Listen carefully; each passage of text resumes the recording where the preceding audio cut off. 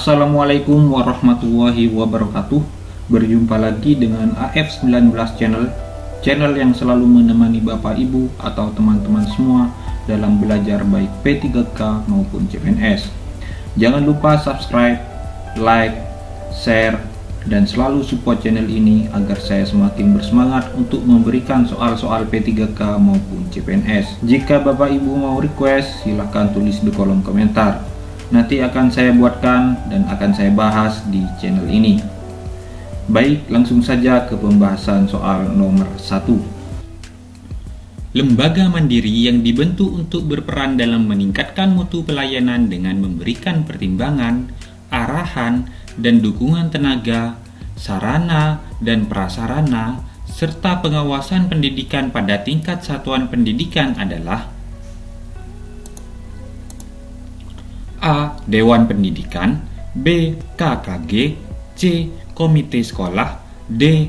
OSIS, dan E. Tidak ada jawaban yang benar.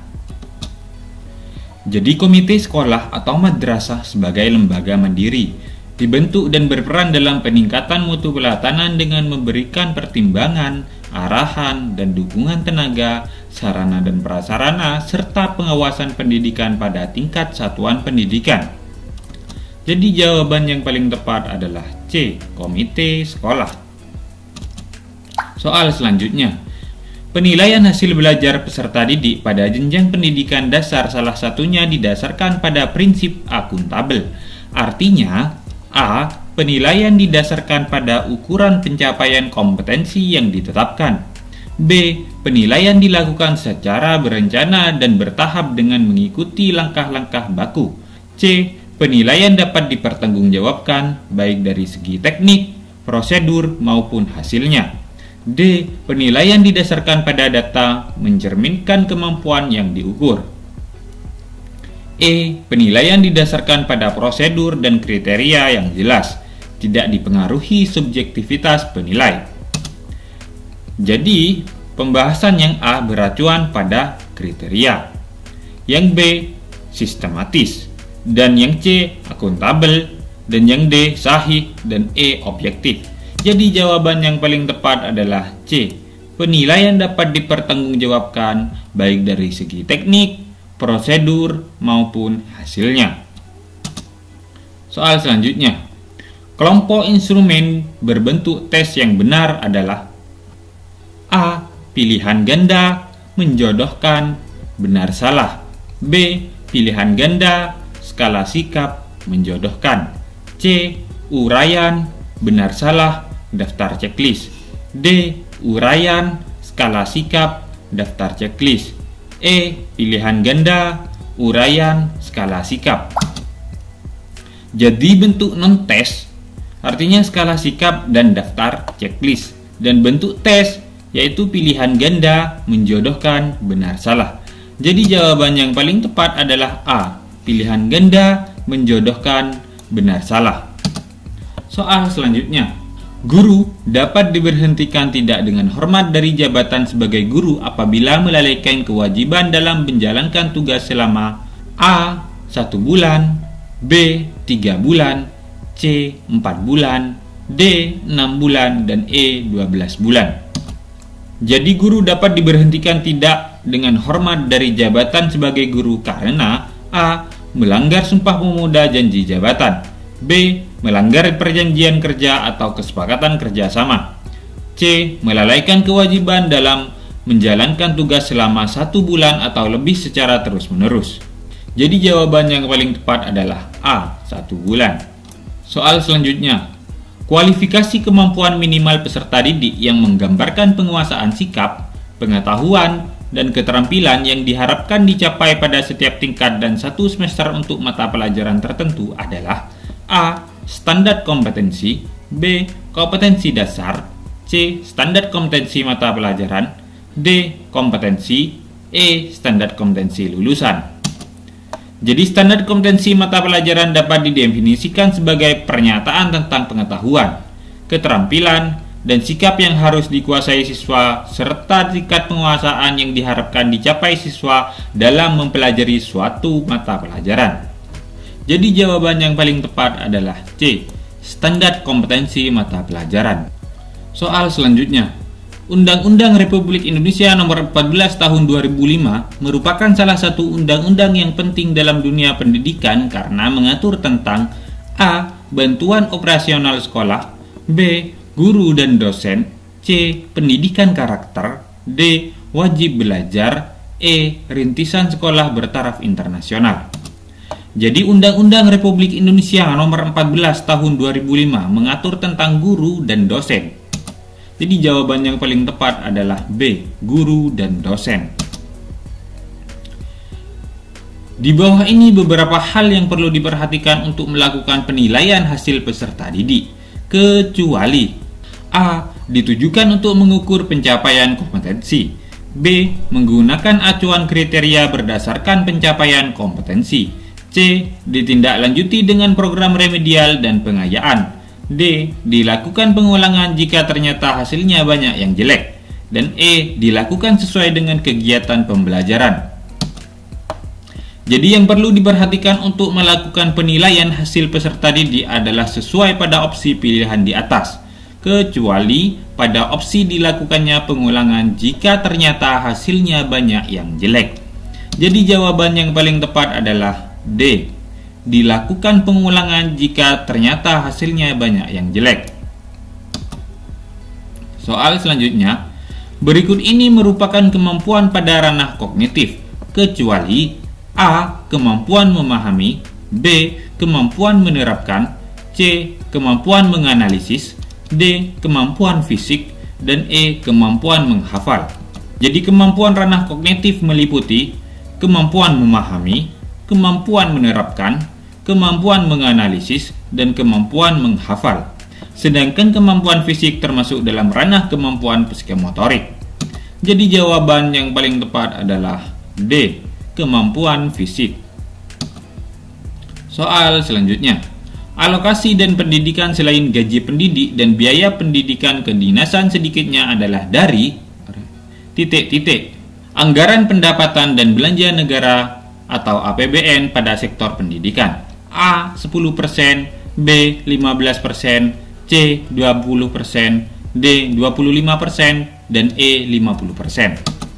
Jadi dalam pasal 49 ayat 1 Undang-Undang Republik Indonesia Nomor 20 Tahun 2003 tentang Sistem Pendidikan Nasional dijelaskan tentang alokasi dana pendidikan, yaitu pendidikan selain gaji pendidik dan biaya pendidikan kedinasan dialokasikan minimal 20% dari APBN pada sektor pendidikan. Jadi jawaban yang paling tepat adalah C, 20%. Dalam mengembangkan instrumen penilaian dan evaluasi proses hasil belajar harus memperhatikan A. Substansi, konstruksi, bahasa, B. Substansi, konstruksi, validas, skor, C. Substansi, bahasa, konstruksi, skor, D. Substansi, validas, bahasa, reliabilitas, E. Substansi, konstruksi, validitas, reliabilitas. Jadi dalam mengembangkan instrumen penilaian dan evaluasi proses hasil belajar harus memperhatikan A. Substansi, mempresentasikan kompetensi yang dinilai, B. Konstruksi, memenuhi persyaratan teknis sesuai dengan bentuk instrumen yang digunakan, C. Bahasa, menggunakan bahasa yang baik dan benar serta komunikatif sesuai dengan taraf perkembangan peserta didik. Jadi jawaban yang paling tepat adalah A. Substansi, konstruksi, bahasa. Soal selanjutnya, 1. Membuat soal. Yang kedua, menyusun kisi-kisi. Yang ketiga, analisis silabus. Yang keempat, membuat kunci jawaban. Yang kelima, menyusun pedoman penskoran. Dan 6. Menyusun lembar jawaban. Urutan langkah-langkah menyusun kisi-kisi soal yang benar adalah A. 321654, B. 321564, C. 654321, dan D. 321645, E. 123456. Jadi urutan yang benar adalah analisis silabus, yang kedua menyusun kisi-kisi, yang ketiga membuat soal-soal, dan yang keempat menyusun lembar jawaban, dan yang kelima membuat kunci jawaban, dan yang keenam menyusun pedoman penskoran. Jadi jawaban yang paling tepat adalah D. 321645. Soal selanjutnya, pendidikan keagamaan dapat diselenggarakan melalui jalur pendidikan di bawah ini: A. Formal, B. Informal, C. Non-formal, D. ABC salah, E. ABC benar. Jadi pendidikan keagamaan dapat diselenggarakan pada jalur pendidikan formal, non-formal, dan informal.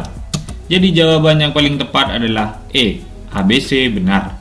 Soal selanjutnya, suatu acuan bagi guru dalam melaksanakan kegiatan pembelajaran sehingga dapat membantu proses belajar peserta didik secara optimal adalah pengertian dari A. Deskripsi mata pelajaran, B. Pengalaman belajar, C. Silabus mata pelajaran, D. Kompetensi dasar, E. Struktur pembelajaran.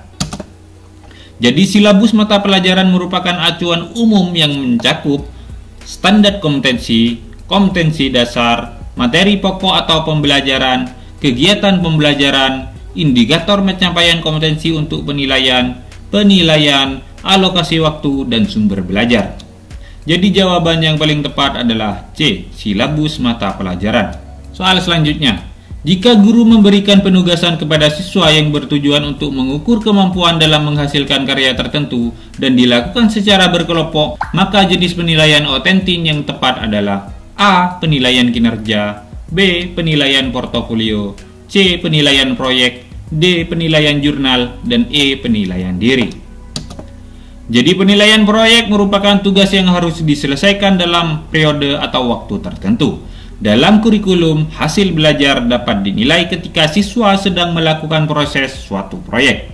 Misalnya, pada saat merencanakan, mengorganisasikan, investigasi, bekerja dalam tim, dan sebagainya. Jadi jawaban yang paling tepat adalah C. Penilaian proyek. Soal selanjutnya, organisasi profesi guru mempunyai kewenangan-kewenangan di bawah ini, kecuali A. Menetapkan dan menegakkan kode etik guru, B. Memberikan perlindungan profesi guru, C. Memajukan pendidikan nasional, D. Memberikan bantuan hukum kepada guru, E. Mengupayakan peningkatan kesejahteraan guru. Jadi organisasi profesi guru mempunyai kewenangan. Yang pertama, menetapkan dan menegakkan kode etik guru. Yang kedua, memberikan bantuan hukum kepada guru. Yang ketiga, memberikan perlindungan profesi guru. Yang keempat, melakukan pembinaan dan pengembangan profesi guru. Dan yang terakhir, memajukan pendidikan nasional. Jadi jawaban yang paling tepat adalah E. Mengupayakan peningkatan kesejahteraan guru. Ciri khas pembelajaran dengan pendekatan pembelajaran teori humanistik adalah anak diajari berpikir: A. Induktif, B. Deduktif, C. Koordinatif, D. Komprehensif, E. Edukatif. Jadi teori belajar humanistik mengarahkan siswa untuk berpikir induktif, mementingkan pengalaman, dan membutuhkan keterlibatan siswa secara aktif di dalam proses pembelajaran. Jadi jawaban yang paling tepat adalah A. Induktif. Soal selanjutnya, level berpikir menurut taksonomi Bloom terdiri dari titik-titik tingkatan A. 7, B. 6, C. 5, D. 4, E. 3. Jadi level berpikir dalam ranah kognitif terdapat 6 tingkatan, yaitu pengetahuan, pemahaman, penerapan, analisa, sintesis, dan evaluasi. Jadi jawaban yang paling tepat adalah B. 6. Menurut pandangan teori behavioristik, perubahan perilaku merupakan akibat dari A. Proses berpikir ilmiah, B. Adanya stimulus dan respon, C. Pengetahuan yang dibangun sedikit demi sedikit, D. Pemahaman terhadap diri dan lingkungan, E. Pembelajaran yang bermakna. Jadi menurut pandangan teori behavioristik, belajar adalah perubahan tingkah laku sebagai akibat adanya interaksi antara stimulus atau rangsangan dan respon atau tanggapan. Jadi jawaban yang paling tepat adalah B. Adanya stimulus dan respon. Soal selanjutnya, suatu teori belajar dikembangkan untuk membangun prinsip-prinsip belajar secara ilmiah. Ini merupakan tujuan teori belajar: A. Insight, B. Kognitif, C. Conditioning, D. Koneksionis, E. Humanistik. Jadi teori belajar kognitif memandang bahwa proses belajar akan dapat berjalan dengan baik jika materi pelajaran atau informasi baru dapat beradaptasi dengan struktur kognitif yang telah dimiliki oleh seseorang. Secara umum, teori belajar kognitif adalah suatu proses yang lebih menitik beratkan proses membangun ingatan, retensi, pengolahan, informasi, emosi, dan aspek-aspek intelektual lainnya. Jadi jawaban yang paling tepat adalah B. Kognitif. Terima kasih telah menonton video ini sampai dengan selesai. Semoga Bapak Ibu lolos dan diterima P3K tahun ini. Semoga video ini bermanfaat. Wassalamualaikum warahmatullahi wabarakatuh.